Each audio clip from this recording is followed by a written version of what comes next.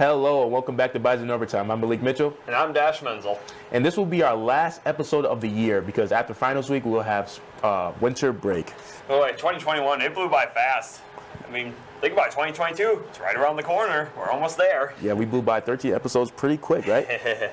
Okay, let's get into football. So last Saturday, NDSU got another big win against Southern Illinois. They won 38-7. This is a big game, but I was worried right just before the game because they had ruled out Christian Watson with a hamstring injury right before the game.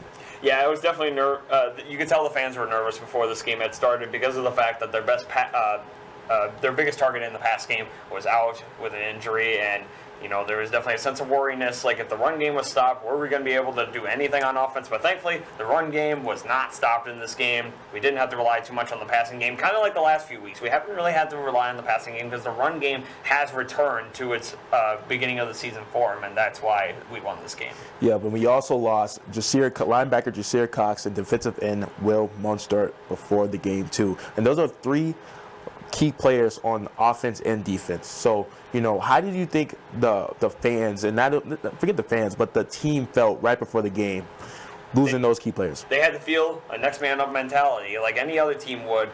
This time of the year, there's a lot of teams that struggle with injuries, guys being out that are very important to their team.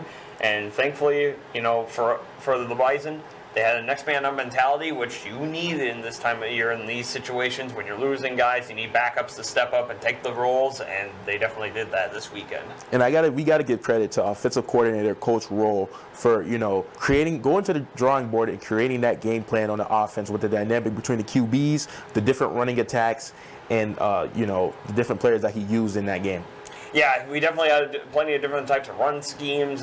We used our quarterbacks a lot for running. We used Quincy Patterson a whole bunch, and even like the running game or the running plays with our running backs. We ran up the middle a few times. We did some tosses to the outside. We definitely switched up the running game a lot. We had plenty of different formations where we had 2 to 3 tight ends on each side of the line. We had different formations in the backfield. So we definitely kept them the SIU defense on their toes with plenty of different styles of offense. Yeah, but our defense played outstanding, holding the Salukis to just 1 touchdown. Like I said last episode, if you shut down Nick Baker, their unit will crumble. We held them to his average passing yards that he had all game, so that Cold Green defense was definitely ready for him. Yep, he had averaged 200, and we had talked about this last weekend. He had averaged 258 passing yards per game coming into this game, and it was a worry, were we going to be able to, was our secondary and our defense in general going to be able to hold them to under 200 passing yards? And they almost did. I mean, they held him under his average, at least. They held him down to about 200 yards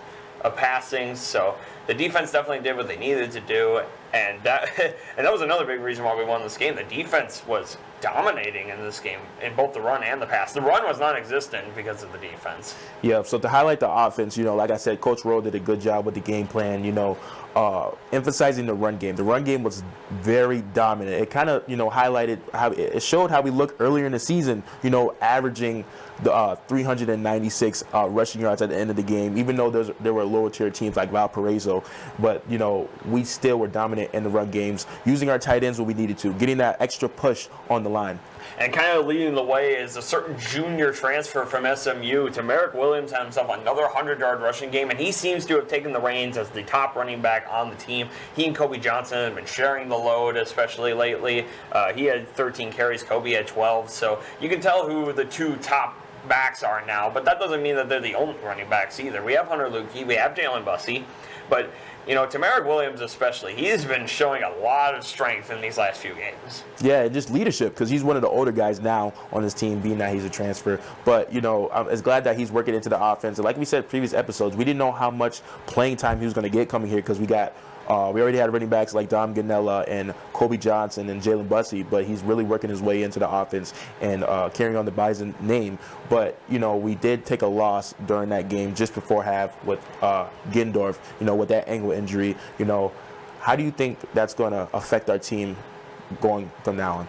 The only thing that it could majorly affect is run blocking and possibly some pass plays as well, because we used him a lot in the pass game. He was our leading receiver in this game, and he had quite a few receptions up to this point throughout the season. He and Josh Babbage were a good 1-2 combination at the tight end position, but now we're going to have to rely on guys, backup tight ends who have played a lot of snaps this year. Like, for example, 2 sophomores, Joel Stoffel and Travis Yankee, they each have played a lot of snaps this year at tight end, and they're going to probably have to step up now with Gindorf being out. And I'm excited to see what they can do now. Yeah, but, we need those playmakers around, especially around this time in the playoffs. With Gindorf, he was really, a core of the passing game. But like you said, next man up mentality. Now we got Josh Babbage. Josh Babbage really has been doing good the whole season, right? Going with that both dynamic, But also losing Kristen Watson in that mix too, that's just, bad on the offense. It's going to be a good test for this team coming up, and I kind of like that for the team. It's a good test for them. Can they get past these injuries? Can they still be as the same team that they were before we lost these key players? That's a very good question that may be answered in these upcoming weeks. It's heard through the grapevine that they might try to sneak him in the championship if they can, maybe cause a little decoy, but, hopefully he can get back in the championship at least. It's just kind of controversial because apparently they had known this hamstring injury had been lingering for weeks, and they had played him on this hamstring injury during the regular season, which is kind of confusing because you would rather, rest him up during the regular season and get him ready for the postseason, which is kind of, strange in a sense. Yeah, that was the whole, the problem beginning that day of the game, because on Twitter it's like, okay, he's been practicing on the hamstring for weeks now. I'm like, well, that's not a good idea. He's one of your top players. Why would you, prolong his injury, and especially against that game? I'm not saying we got lucky against Southern Illinois, but it could have went south, during that game. And it could still go south. We have plenty of teams coming up that can be very tough, especially, our opponent this weekend. So, we just got to hope that it doesn't affect them too much, but, it could. And then on the defense, we got to highlight, what they did. They had 3 sacks and 6 tackles for a loss. The defense just went to war that game. Shutting down Nick Baker. It seemed like every play they were touching him, putting that pressure on, letting them know that every play we're coming. It was interesting to see, and we had talked about last weekend, how was this defense going to be able to step up to this challenge? Because Southern Illinois' offense had been dominating in a lot of their games this year, and especially Nick Baker throwing an average of about 258 passing yards, a lot of games where he had 300, 400 passing yards. And our secondary, who had been kind of struggling against the pass in a few games this year, were they going to be able to step up to this challenge? Well, the defense in general, they definitely did. The defensive line, the linebackers, and the secondary, they all did their parts in this game to win this game. Yeah, speaking of the secondary, they did a really good job holding Nick Baker. For a quarterback that throws bombs all day and he did not throw not one, I think he had a couple passes over 15 yards. It was really impressive for our secondary. Yep, and then our linebackers and our front four, they did a good job as well in the pass game and the run game as well. In the run game, which was, like I said, non-existent, the front four, they did their job of holding up the blockers and occasionally getting off the blocks to make tackles in the backfield. And the linebackers, they found the gaps where the runs were coming and they just stuffed them. And then in the passing game, the pass rush was, very scary for Nick Baker. He had every other play, he had someone breathing down his neck, and he had no time to make any passes downfield because there was pressure on almost every play. Yep, so those guys are now 11-1 this Saturday. They'll be facing East Tennessee State University. This will be our first time facing them. We've made it to the quarterfinals for 12 straight seasons also. We got to highlight that. NSU has been looking good for the past 12 seasons. And it's just a testament to what this team is about. We have been through 3 different head coaches, plenty of different quarterbacks at this point. We started out with Brock Jensen, then the Carson Wentz era, then Easton Stick, Trey Lance, and now we're in the Cam Miller / Quincy Patterson era. So it just shows you, no matter what this team goes through, no matter the players, no matter the coaches, they will always be up there and always be ready to take on the challenge. Yep, I think it's going to be a good game. I'm predicting 35-14. Just because even though they have a killer offense, and I know you can get in detail about that, but even though they have a killer offense, they still let up points on the defense. So a little bit about East Tennessee State, a team that we have never faced before, which is always going to be very interesting. We had talked, I think a couple of days ago, some fans may not be coming to the stadium much anymore because of the fact fact that, we play the same teams all the time. Well, this isn't the case this weekend. ETSU's offense is very powerful. They have scored at least 45 points in 4 games this year. They also started out the season by being an SEC school in Vanderbilt, 23-3. And, the Bison are favored by 23.5 points by ESPN. I don't know if I'm buying that. ETSU, they're not going to go away quietly. Heck, last week they were down by 14 points with less than 2 minutes to go against Kennesaw State and came back to win the game in regulation. So they're definitely a resilient bunch, and they will give us a hard time. But I'm going to rely on the team's offense to determine a winner here, and I believe the Bison rushing attack will be too much for ETSU's defense. I'm going 42-21 Bison. Okay. Those are good score predictions. They're really balanced compared to our other episodes. But make sure you guys tune into that game. We're going to take a quick break. When we come back, we'll get into men's and women's basketball. There are so many great things to experience at NDSU. It's hard to pick one, but my favorite is the people. They make it such a warm place. The Bison aren't just across the country, they're across the globe. It's the perfect distance from home. The faculty are our biggest cheerleaders. Hands-on research experience. The affordable tuition. All the opportunities to stay active on campus. Real-world learning experiences. Once I got on campus, it felt like home.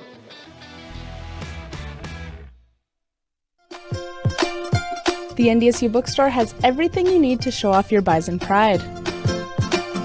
The bookstore can have you sporting green and gold wherever you go.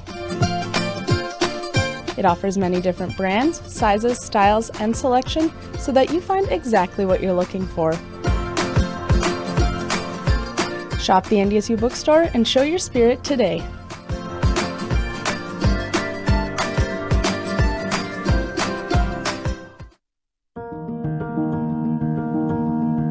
No kid deserves to go hungry, but try as they might, not every family can afford to put food on the table every day.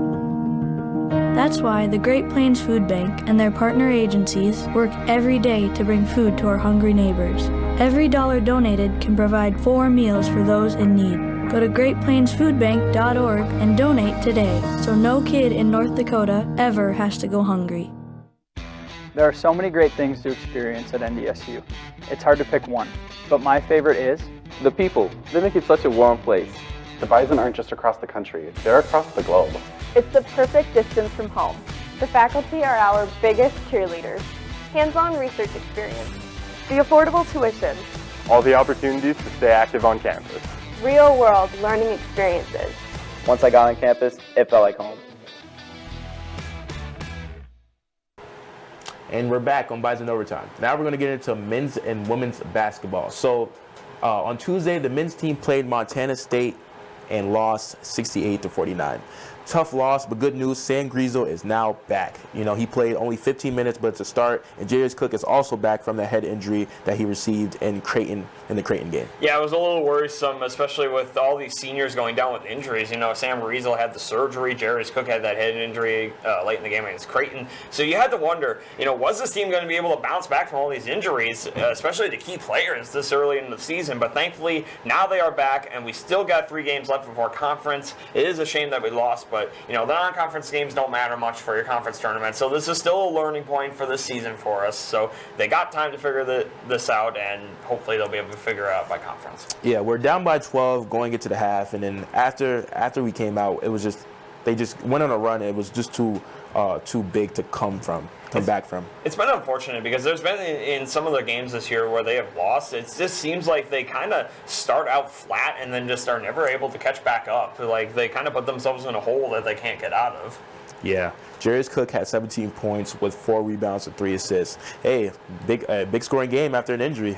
And then Grant Nelson, who has also come onto the scene plenty this year, he had 9 points with 2 rebounds and 2 assists. But the big thing about this game is that the usual top scorers like Rocky Cruiser and Tyree Eady didn't score that much. And maybe we want to give credit to Montana State for that. They definitely had a good plan to make sure that they knew who our big players were, they knew who our top scorers were, and they were going to make sure that they weren't going to get any points. Well, this also highlights a problem because if those big players don't score, we don't, like, younger players don't feed off that, and the odds are against us of winning that game.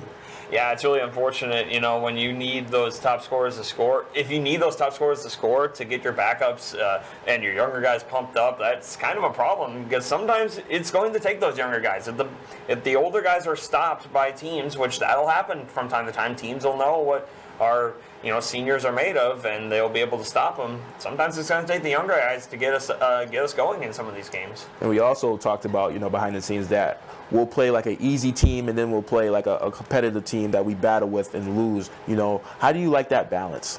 It's kind of confusing because so far this year it's been a very up and down year. It started out 2 wins, 2 losses, 2 wins, loss, win, loss. It's been very back and forth this entire year, and it's. Is it with us with consistency? Is it with the schedule? There's a lot of questions right now with that. I think it's with the schedule. I think if we have a consistent, base of competition, we'll play more consistently. Yeah, because, we went from Northland College, who we beat in an absolute blowout, 114-51, and then you got to play Montana State, who's a pretty good Big Sky school for basketball, and then we lost by 19. So, it's kind of confusing to know where your team is when you face a wide variety of opponents. Yep, so the Bison are now 5-4. The next game is against CSU Northridge at the Shield Center at 7 p.m. They are 3-5 so far this season, and they're coming off a 2-game losing streak. They are a part of the Big West Conference, so I think it's going to be a balanced matchup, but I still predict the Bison are going to get a win. I think the Bison are going to get a win because CSU Northridge, they're kind of out of a smaller conference, and it kind of has shown this year the Bison, when it comes to on paper, when they're supposed to beat teams on paper, they tend to do that by a decent amount. And that's kind of been their story this year. When they play against teams that they are not favored against, they tend to lose more often than not. And when they play teams that they're favored to beat, they beat them. So I'm going to predict a win here, but hopefully that doesn't become a pattern, especially coming into conference play, when there's going to be some teams that are favored against us. Yep, and then switching to women's basketball, on Saturday they played Bradley University and won 83-72. Now, it started off bad. They started off slow. Bradley, got off on a big lead against them. The Bison managed to cut the lead to just 5 points at half after fighting back from a bad start. Yeah, Bradley's forward was giving them a headache in the beginning, and she had some solid moves in the paint that were just almost impossible to defend for the Bison defense. And, you would wonder, were they going to just keep on doing this and just keep running away from them? But it's something that I had said last weekend. This girls team, they are very, very resilient. They always find a way to stay in these games and sometimes find a way to come back all the way and win them. And that's what they did here against Bradley, and it's very impressive. Yeah, but then in the third and fourth quarter, they started to heat up with the help of the crowd. They shot 11 for 15 from field goal in just the fourth quarter. So forcing those turnovers and getting those transition scores really helped them win that game. Ryan Cobbins had 24 points and 10 rebounds. Heaven Hamley had 15 points and 5 assists. Yeah, you can definitely tell from stats sometimes how the momentum goes in games. Like, you can see quarters where teams score and miss all of their shots and they just have no momentum. Then all of a sudden you see a quick transition of when they start to make their shots, and all of a sudden they just can't stop, or they can't miss them all of a sudden. It's just a momentum swing of making your shots. Yep, and then yesterday they played the University of Arizona in Tucson, Arizona, and lost 59-47. They were only down by 10 points going into half, and then that second half, they just started pulling away. Yeah, it's unfortunate, but the thing is, you can't be ashamed of this girls' team. The fact that Arizona was ranked 6th nationally and they kept it close. The thing was, it was the first quarter that got away from them, unfortunately. They couldn't make any of their shots. They missed all their 3 points in the first quarter. They went down 15-6, and after that, though, they kept it consistent with Arizona in every single quarter. They actually outscored Arizona in the fourth quarter 14-12. So it's just unfortunate that the first quarter got away from them, because there could have been a possibility that they could have pulled a monumental upset here if they could have stuck with them in every single quarter. Yeah, and that's what the thing is about what the girls basketball team is, the consistency. Like you said, in the fourth quarter, they came out good, right? But in the beginning of the game, you got to be consistent throughout the game if you want to get those big wins against a team like University of Arizona. And maybe that's just a factor of the fact that Arizona is just, really, really good. They're the 6th-ranked team nationally for a reason. Sometimes it's just hard to beat that. You can do everything you can. It's just sometimes the other team's going to have the upper hand on you. But, there's nothing to be ashamed of with this loss. The girls, they've definitely opened up some eyes now with how they played early in the season. Even though if it doesn't show on the record sheet, this definitely has to have their conference opponents keeping an eye on them. Yeah, hopefully they can keep that going, the competitive nature, the willing to not lose by a lot, keep on going. But they are now 3-5. Their next game is on Sunday against Wyoming University. They played some teams like Kansas City and Denver University so far. They beat Denver but lost to Kansas City. Now, last year, both of those teams were really good opponents against us, so I'm kind of, worried. Yeah, I mean, there's a decent bit of worry there, but, this team, like I said, even if they lose, it's not going to be by much. The girls' team never seems to get out of any of these games, even if they can't, compete in a sense of, keeping up with the same score. They always stay close, and they'll always keep it competitive. Yep, so we definitely got to tune into that game. When we come, we're going to take a quick break, but when we come back, we're going to end the show with track and field and wrestling.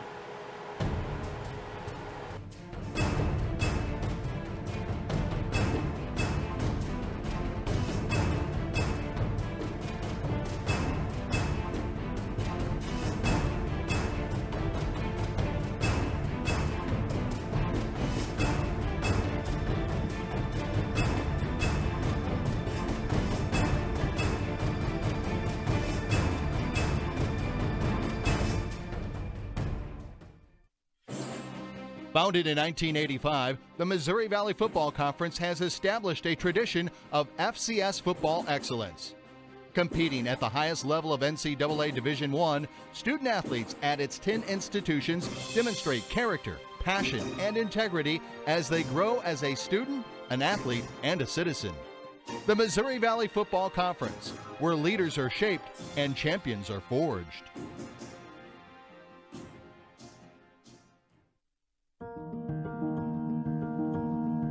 No kid deserves to go hungry, but try as they might, not every family can afford to put food on the table every day. That's why the Great Plains Food Bank and their partner agencies work every day to bring food to our hungry neighbors. Every dollar donated can provide 4 meals for those in need. Go to greatplainsfoodbank.org and donate today so no kid in North Dakota ever has to go hungry.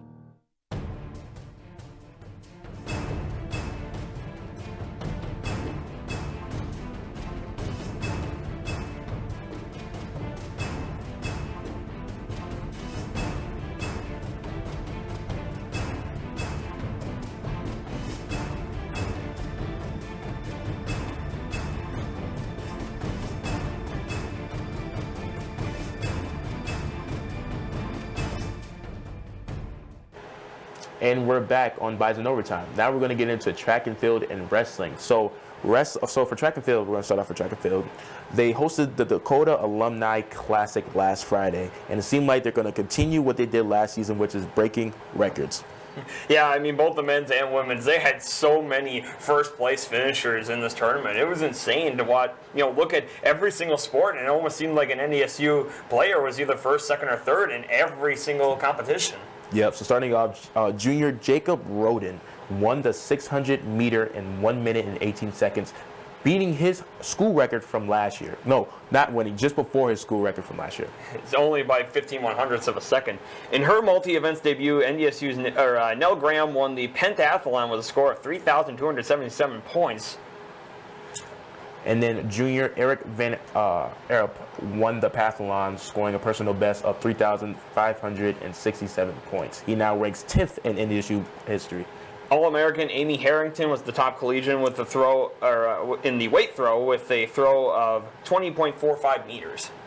And then Christoph Thompson took the shot put, winning a throw of 1933 meters.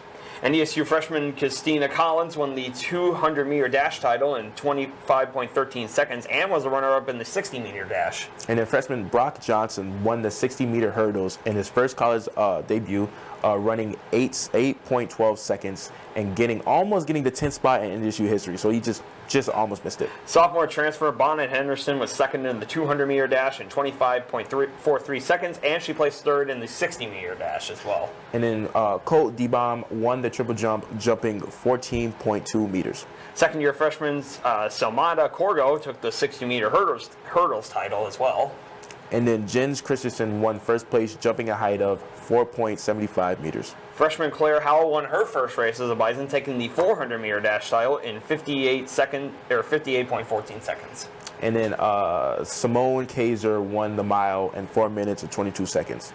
And then finally, junior Alyssa Melvin won the triple jump with a mark of 11.72 meters. So it seems like those guys are, are in good shape, just like they were last season. Yes, very good shape. In the first place to speak for themselves. All the ones we listed were firsts and seconds. Thinking about it, that wasn't even all the ones who competed and still finished like third, fourth in their respective competitions. Yep, and it seemed like they did another good job with recruiting. The freshmen are now getting first place. They're stepping up. So I think they're looking pretty good for what they're going to be doing for the rest of the season. We talk about that all the time. It's a common denominator in all sports, our recruiting. We talk about that all the time, but it, once again, shows again in track and field, a lot of freshmen, a lot of sophomores, and, that proves good for our future. Yep, so their next meet is in January 15th for the Bison Team Cup.